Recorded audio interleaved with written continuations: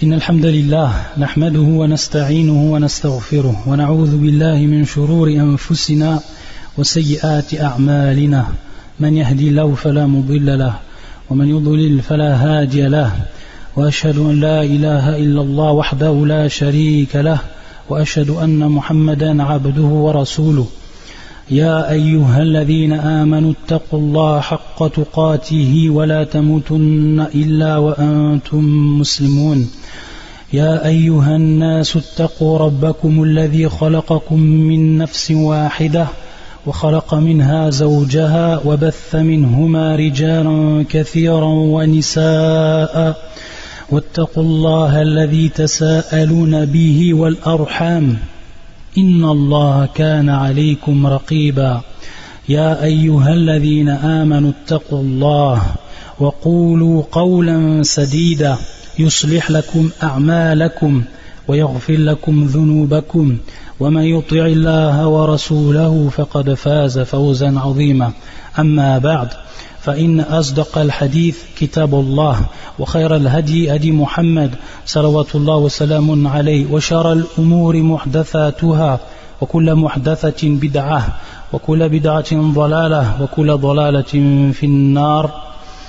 Donc aujourd'hui, bi'idhnillahi ta'ala, nous allons parler d'un sujet qui nous concerne tous, vu le temps où nous sommes, et qui concerne as-siyam, c'est-à-dire le jeûne, et plus précisément fada'ilus siyam, c'est-à-dire les mérites et également les bienfaits du jeûne. Et on sait que des versets du Coran qui sont explicites, qui sont clairs, bayyinat, muhkamat, et sont venus pour mettre en évidence les mérites du jeûne et le désigner comme étant un rapprochement auprès d'Allah, taqarruban ilallah.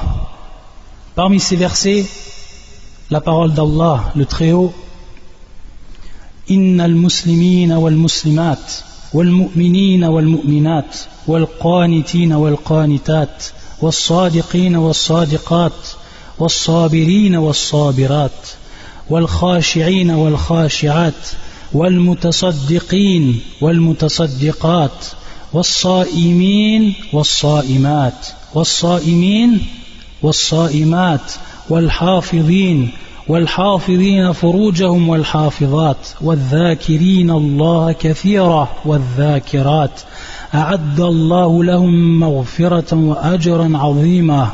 Dans ce verset où Allah Azza wa Jal dit le sens de la traduction du verset: les musulmans et musulmanes, croyants et croyantes, obéissants et obéissantes, loyaux et loyales, endurants et endurantes, craignants et craignantes, donneurs et donneuses d'aumônes, jeûnants et jeûnantes, gardiens de leur chasteté et gardiennes, invocateurs souvent d'Allah et invocatrices. Allah a préparé pour eux un pardon et une énorme récompense. Et il dit également, Allah subhanahu wa ta'ala, وَأَن تَصُومُوا خَيْرٌ لَكُمْ إِن كُنتُمْ تَعْلَمُونَ. Mais il est mieux pour vous de jeûner si vous saviez. Pour ce qui est de la sunna, le prophète sallallahu alayhi wa sallam, dans plusieurs de ses paroles, a mis l'accent et insisté sur les mérites et les bienfaits du jeûne et tout ce que cela engendre comme multiples récompenses auprès d'Allah subhanahu wa ta'ala, et dont le serviteur aura tellement besoin le jour où se dressera le compte et seront placées les balances, et que celui qui réussit est celui qui aura rempli de bonnes actions, qui les aura rempli ces balances de bonnes actions afin de rentrer au paradis par la miséricorde d'Allah subhanahu wa ta'ala. Parmi ces mérites qu'il a cités, le prophète sallallahu alayhi wa sallam, as-sawm junnah, c'est que le jeûne, junnah, c'est-à-dire junnah wiqaya, c'est-à-dire que le jeûne est une protection. Le jeûne est une protection. Et sache alors, chers frères et chères sœurs, que le paradis, lui, il est caché parce que n'aime pas l'âme, et que le feu, quant à lui, il se trouve derrière les pulsions et les désirs qui l'emportent sur l'homme. Le jeûne est donc, dans ce sens, venu pour s'intercaler entre le serviteur et le feu, et le protéger ainsi d'un feu ardent. C'est pour ça que le prophète sallallahu alayhi wa sallam يقول في الحديث الصحيح, dans le hadith qui est authentique rapporté par l'imam al-Bukhari ou l'imam Muslim متفق عليه, يقول النبي صلى الله وسلم عليه يا معشر الشباب, il parle donc aux jeunes, يا معشر الشباب, ô vous les jeunes, من استطاع منكم الباءة فليتزوج, celui qui parmi vous peut se marier, c'est-à-dire al-ba'a al-maqtara ala al-zawaj bi anwa'iha kaffatan, c'est-à-dire ceux qui ont la capacité de se marier sous toutes ses formes. فليتزوج, alors qu'ils se marient. فإنه أغض للبصر وأحسن للفرج, alors cela va les aider à conserver leur regard, c'est-à-dire à baisser leur regard, le conserver ce regard de ce qui est haram.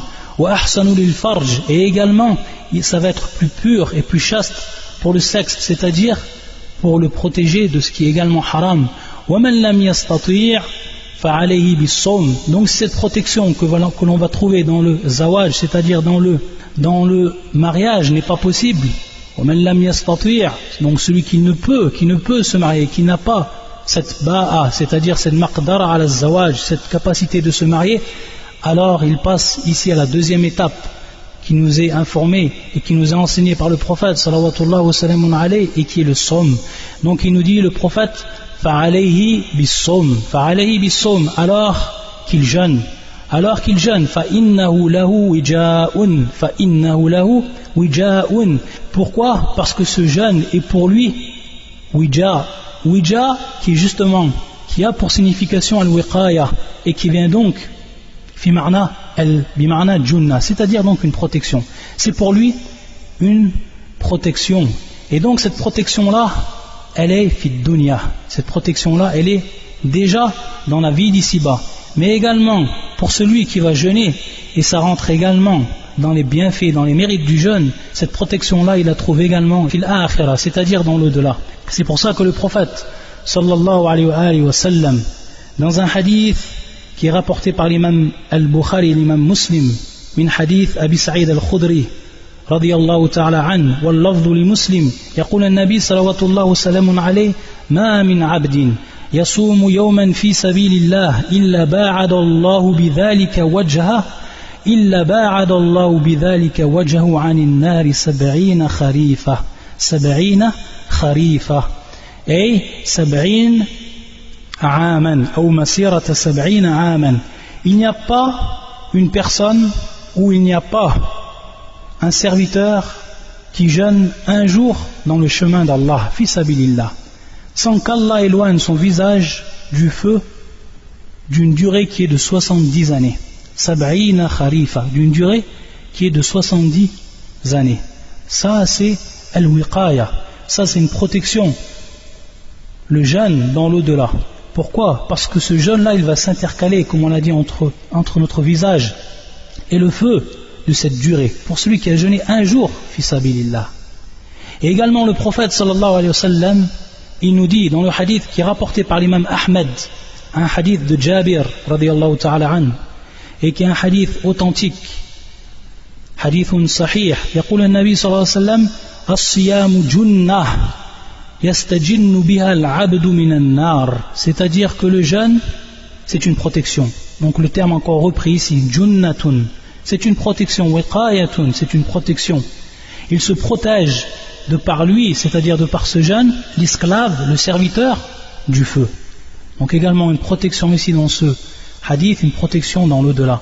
Et également le prophète sallallahu alayhi wa sallam nous dit dans un hadith qui est rapporté par l'imam al-Tirmidhi, min hadith Abi Umama, et qui est également un hadith rapporté par l'imam al-Tabarani, et qui est un hadith authentique, sahih, où le prophète sallallahu alayhi wa sallam يقول من صام يوما في سبيل الله جعل الله بينه وبين النار خندقا كما بين السماء والأرض.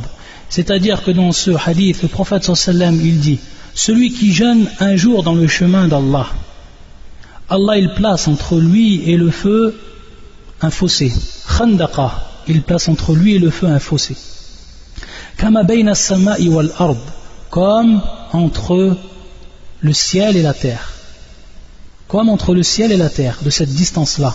Regardez encore al-wiqaya, regardez cette protection que la personne qui jeûne un seul jour va avoir dans l'au-delà pour ce qui est du feu, Jahannam, Wallah al-Musta'an. Et par rapport bien sûr au texte qu'on a cité, tiré de la sunna du prophète sallallahu alayhi wa sallam, il est cité fi sabilillah. Il est cité fi sabilillah. Les savants ont divergé par rapport à cela. Est-ce que c'est durant al-jihad? Est-ce que ces hadiths-là concernent al-jihad, c'est-à-dire lorsque le prophète sallallahu alayhi wa sallam nous a indiqué dans le hadith qayyada bi hadha al-lafz, c'est-à-dire qu'il a restreint le hadith à cette version qui est la suivante, fi sabilillah, dans le chemin d'Allah, est-ce que ça veut dire fil jihad, c'est-à-dire que la personne ici qui est concernée, c'est celle qui jeûne alors qu'il est en jihad, ou alors c'est plus général, c'est-à-dire que tout jeûne va être considéré comme fi sabilillah. Une personne qui jeûne, bien sûr son jeûne il est considéré comme fi sabilillah. Wa hadha wal azhar, c'est-à-dire c'est ce qui est le plus apparent par rapport au texte. Également parmi les intérêts, les bénéfices du jeûne, as-sawm yudkhil al-jannah. As-sawm yudkhil al-jannah, c'est-à-dire que le jeûne, il fait entrer dans le paradis. Et ça suffit également comme bienfait. Et bien entendu, lorsque la personne, elle s'écarte du feu en jeûnant, alors bien entendu, elle va se rapprocher du paradis. Et dans ce hadith qui est rapporté par l'imam al-Nasa'i wa ibn Hibban wa al-Hakim wa sanadu sahih, c'est-à-dire une chaîne de transmission qui est authentique, où le prophète sallallahu alayhi wa sallam yaqul, et c'est un hadith de Abu Umama radiyallahu ta'ala anhu, قال قلت يا رسول الله دلني على عمل أدخل به الجنة قال عليك بالصوم لا مثل له. Il nous dit ici Abu Umama qu'il a questionné le prophète sallallahu alayhi wa sallam. Il lui a dit: oh envoyé d'Allah, ya Rasulullah, dullani ala amalin, indique-moi un acte qui me fera rentrer au paradis. Adkhil ou adkhul bihi al-jannah. Qal alayka bis-sawm. Donc jeûne, le jeûne, la mithla lahu, il n'y a pas quelque chose d'équivalent à lui. Il n'y a pas quelque chose d'équivalent à lui. La mithla lahu. Rien ne l'équivaut. Donc regardez ce hadith, comme il est clair et comme il indique que la personne qui jeûne, le bienfait que cela va en découler. Également, parmi les bienfaits et les mérites que l'on cite, yuwaffa as-sa'imun ujurahum bighayri hisab. Et également les sa'im farhatan. Et également les sa'im khuluf fam as-sa'im atyabu 'inda Allah min rih al-misk. Et tous ces trois bénéfices, ou ces trois bienfaits, ou ces trois mérites sont tirés d'un hadith du prophète sallallahu alayhi wa sallam, qui est un hadith qudsi. Donc le premier bienfait, c'est que les jeûneurs, ceux qui jeûnent, ils auront leurs comptes qui leur seront octroyés sans compter. Sans compter. Ensuite, as-sa'im, le jeûneur, il va avoir deux joies. Farhatan, deux joies. Et ensuite, as-sa'im, son haleine, khuluf fam as-sa'im, c'est-à-dire donc l'haleine qui sort de la bouche du jeûneur, est encore plus pure, est encore plus agréable auprès d'Allah Azza wa Jal que l'odeur du misk. Que l'odeur du misk. يقول النبي صلوات الله وسلام عليه في الحديث متفق عليه والرواية لمسلم كل عمل ابن آدم يضاعف الحسنة بعشر أمثالها إلى 700 ضعف قال الله تعالى إلا الصوم فإنه لي وأنا أجزي به يدع شهوته وطعامه من أجله وللصائم فرحة عند فطره وفرحة عند لقاء ربه ولخلوف فم الصائم عند الله أطيب من ريح المسك. Dans ce verset où il est dit, ou parfois dans ce hadith où il est dit que chaque enfant d'Adam, son acte est multiplié. Al-hasanatu bi'ashri amthaliha, c'est-à-dire que la bonne action, elle est multipliée par 10. Et à partir de là, l'imam Sa'di rahmatullah alayhi, dans son livre intitulé Bahjatu Qulub al-Abrar, et lorsqu'il explique ce hadith, qu'est-ce qu'il nous dit?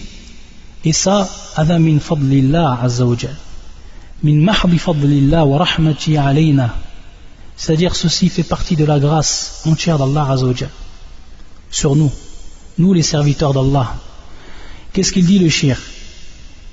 فبين هذا الأصل الجامع, c'est-à-dire que il est mis en évidence dans ce hadith une base qui va être globale.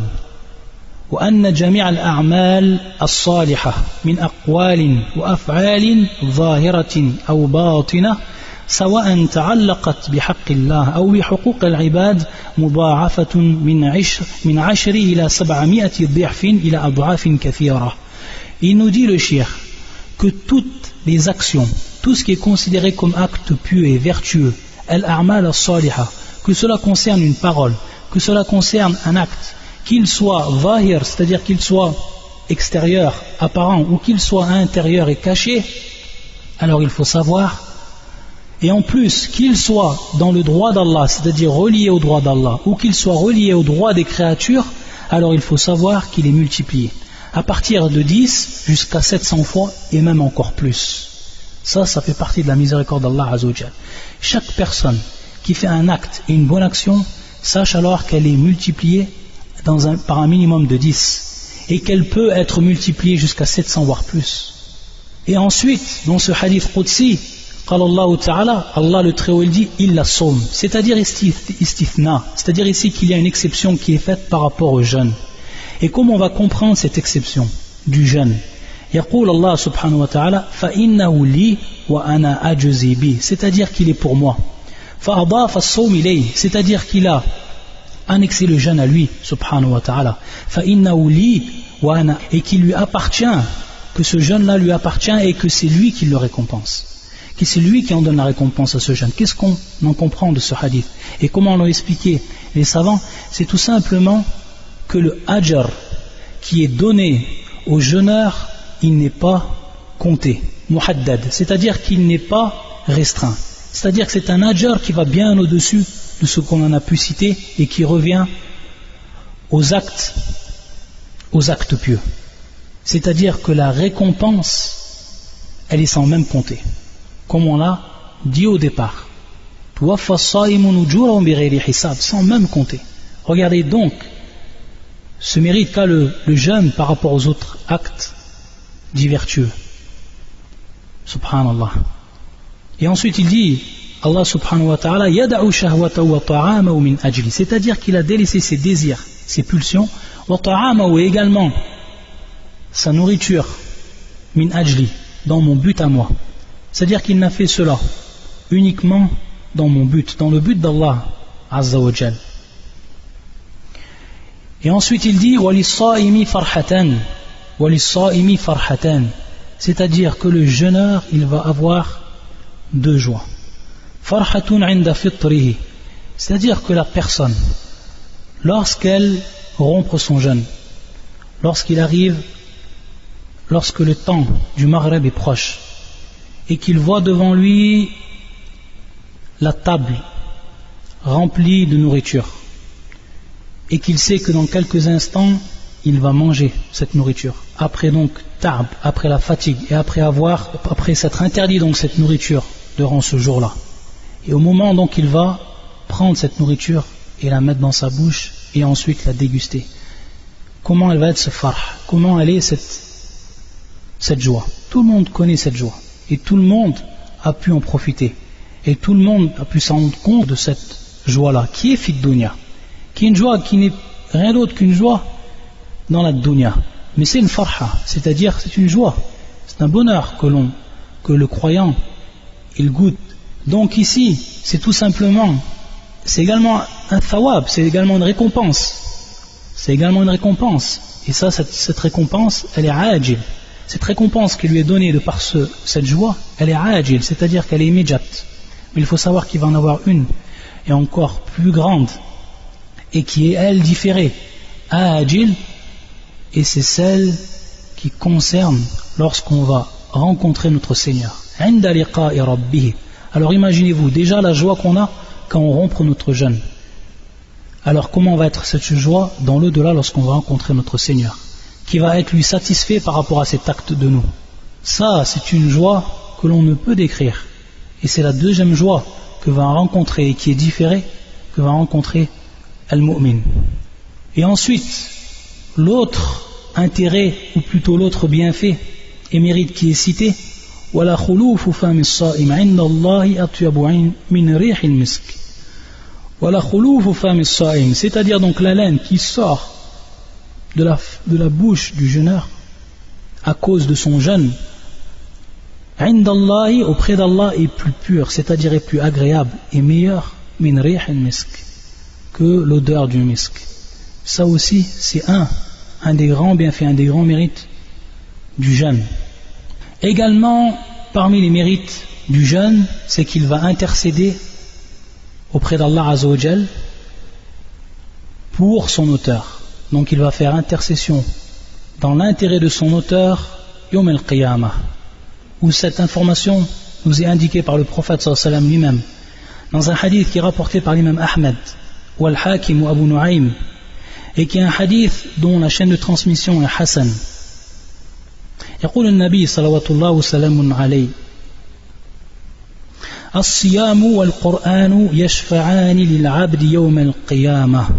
الصيام والقرآن يشفعان للعبد يوم القيامة, c'est-à-dire que le jeûne et le Coran viennent intercéder pour le serviteur le jour du jugement.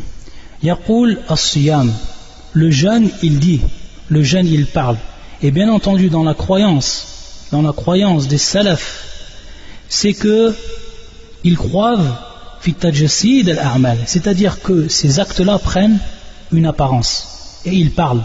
Ça c'est notre croyance. On doit y croire comme ont cru les salafs en cela, et comme cela est dicté de manière claire et nette et cité de manière claire et explicite dans ces hadiths et dans les autres hadiths qui concernent également cette bab, c'est-à-dire ce chapitre-là, tajsid al-a'mal. C'est-à-dire que le jeûne il va venir et il va prendre apparence et il va parler Yawm al-Qiyamah par rapport et dans l'intérêt de celui qui a jeûné. Et bien entendu, cela on doit y croire d'une croyance ferme. Et ça fait partie bien entendu des choses de l'invisible que l'on verra plus tard. Et on sait que l'un des sifat, c'est-à-dire l'un caractéristique les plus nobles pour le mu'min, alladhina yu'minuna bil ghaib, ceux qui croient dans l'invisible, comme cela est venu dans les premiers versets du Coran, fi surat al-Baqarah, alladhina yu'minuna bil ghaib, et qui croient dans l'invisible, et qui croient également qu'Allah Azza wa Jalla est capable de tout, subhanahu wa ta'ala. Yaqul as-siyam, le jeune il dit, ay rabbi mana'tuhu at-ta'am wa ash-shahwa fashaffi'ani fihi.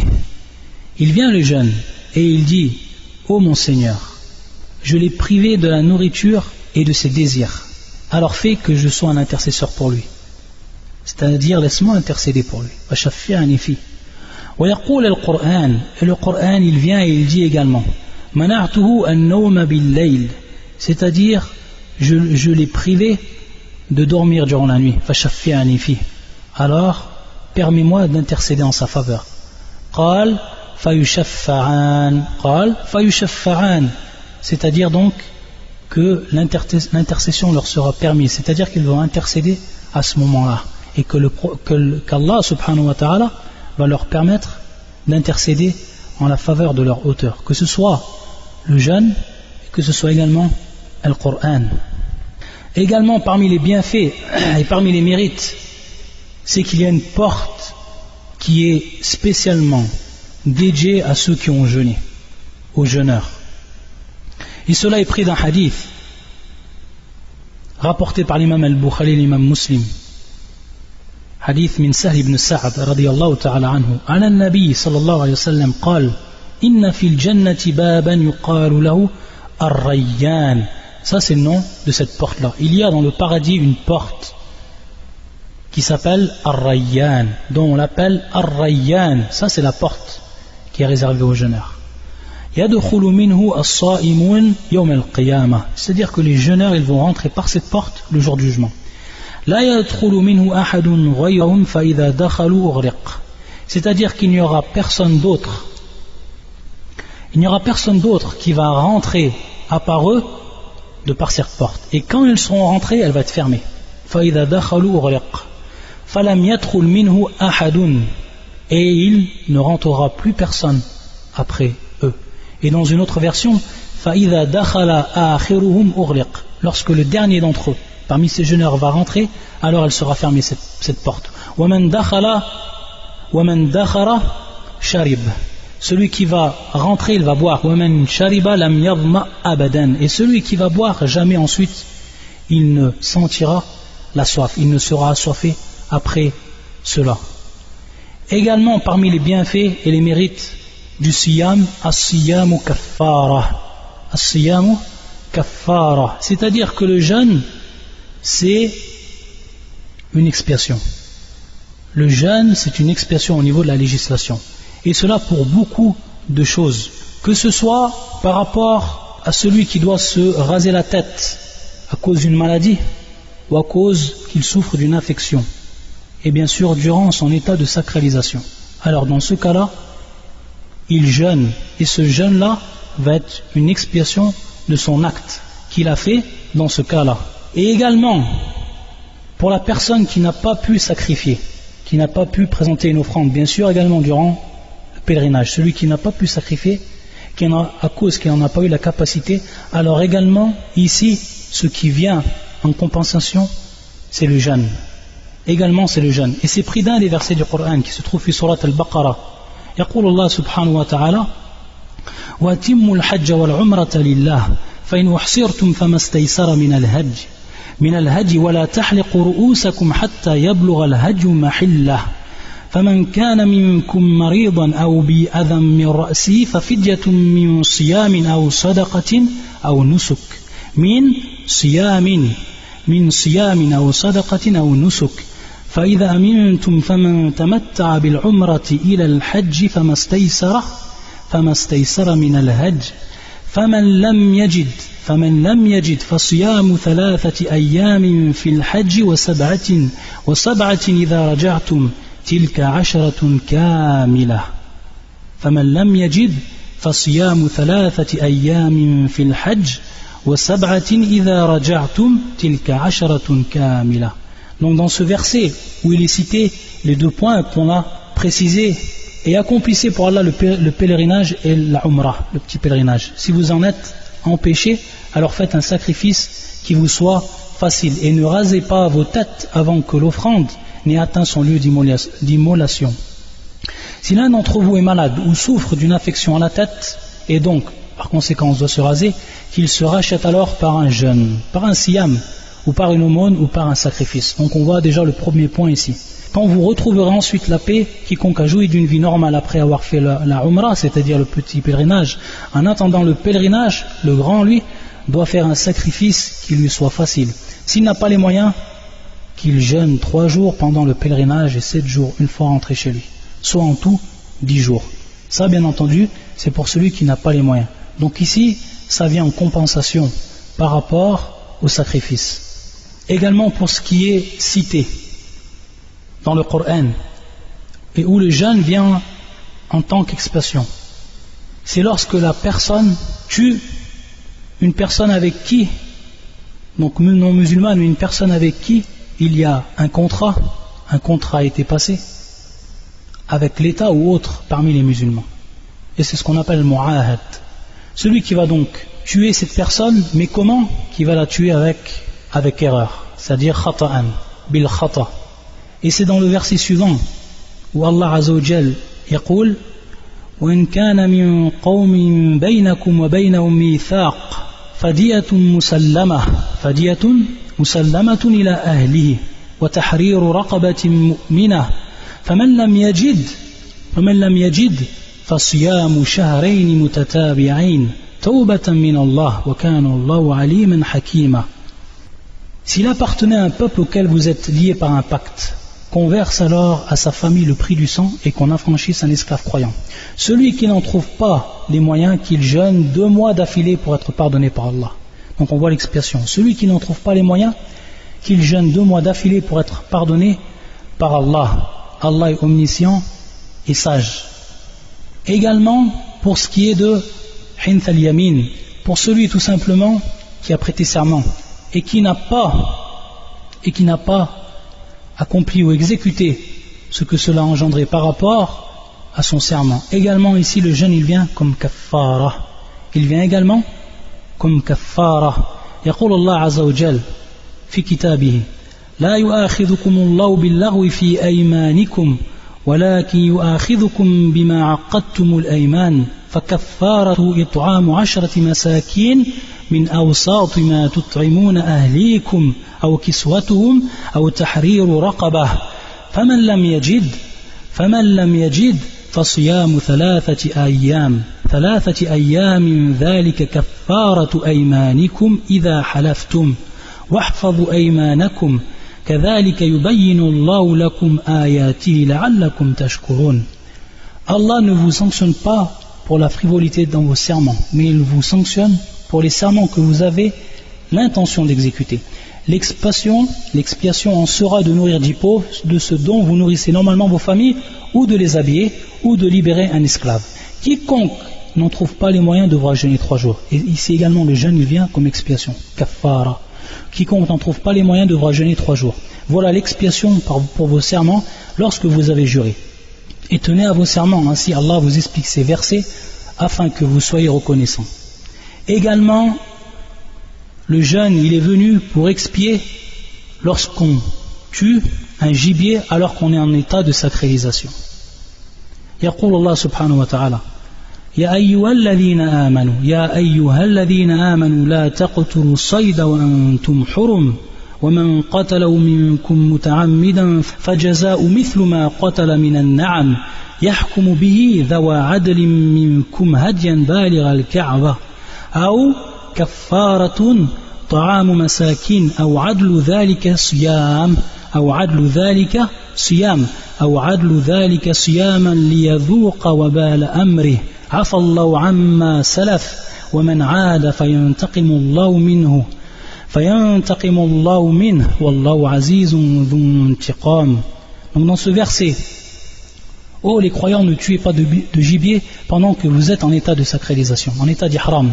Quiconque parmi vous en tue délibérément, qu'il compense alors soit par quelques bêtes de troupeau semblables à ce qu'il a tué, d'après le jugement de 2 personnes intègres parmi vous, et cela en offrande qu'il fera parvenir, bien entendu, à destination des pauvres de la Kaaba, ou bien par une expiation, en nourrissant des pauvres, ou par l'équivalent en jeûne, Donc également le jeûne, il vient pour expier celui qui a tué de façon muta'ammid, c'est-à-dire délibérément, et il est en état de sacralisation un gibier. Cela afin qu'il goûte à la mauvaise conséquence de son acte. Allah a pardonné ce qui est passé, mais quiconque récidive, alors il le punira. Allah le punira. Allah est puissant et détenteur du pouvoir de punir. Et également, et le dernier point que l'on cite, fir-zihar, c'est-à-dire lorsque la personne dit à sa femme, tu es par rapport à moi comme le dos de ma mère. C'est-à-dire que de par ce terme-là, et qu'on appelle al-zihar, il va tout simplement s'interdire sa femme-là. Et bien sûr, cela dans la jahiliya, c'est-à-dire dans l'époque de l'ignorance, c'était considéré comme talaq. C'était considéré comme un talaq, c'est-à-dire la personne qui disait ça à sa femme, c'est comme s'il l'avait répudié. C'est-à-dire donc, talaq, un divorce, c'était considéré comme un divorce. Et l'islam, elle a abrogé cela. Mais celui qui a dit cela, et c'est muharram fid din, c'est-à-dire que c'est interdit de dire cela à sa femme dans la religion, mais celui qui l'a dit, alors sa femme, il ne pourra s'approcher de nouveau de sa femme, elle redeviendra cette femme-là, ou sa femme halal, c'est-à-dire licite, que s'il fait expiation. Et c'est ce qui est cité dans le verset du Coran. يقول الله سبحانه وتعالى والذين يظاهرون من نسائهم ثم يعودون لما قالوا فتحرير رقبة من قبل أن يتماسا ذلكم توعظون به والله بما تعملون خبير فمن لم يجد فصيام شهرين متتابعين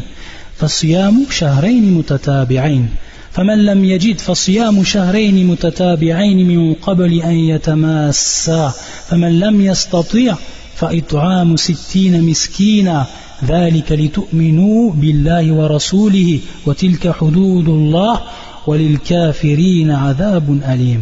Donc dans ce verset, ceux qui comparent leurs femmes au dos de leur mère, puis reviennent sur ce qu'ils ont dit, doivent affranchir un esclave avant d'avoir aucun contact, c'est-à-dire conjugal, avec leur femme. C'est ce dont on vous exhorte, et Allah est parfaitement connaisseur de ce que vous faites. Mais celui qui n'en trouve pas les moyens doit jeûner alors 2 mois consécutifs. Ça, c'est l'expression encore qui est faite par le jeûne. Mais celui qui n'en trouve pas les moyens doit jeûner alors 2 mois consécutifs avant d'avoir aucun contact conjugal avec sa femme. Mais s'il ne peut le faire non plus, alors qu'il nourrit 60 pauvres, cela pour que vous croyez en Allah et en son messager. Voilà les limites imposées par Allah, et les mécréants auront un châtiment douloureux. Voilà donc pour ce qui est des mérites du jeûne. Pour ce qui est des mérites du jeûne. Et également, on aurait pu parler pour ce qui est du mérite du mois du Ramadan. Pour ce qui est du mérite du mois du Ramadan, Inch'Allah, ce sera pour une prochaine fois. Subhanakallahumma bihamdika, ashhadu an la ilaha illa anta, astaghfiruka wa atubu ilayk.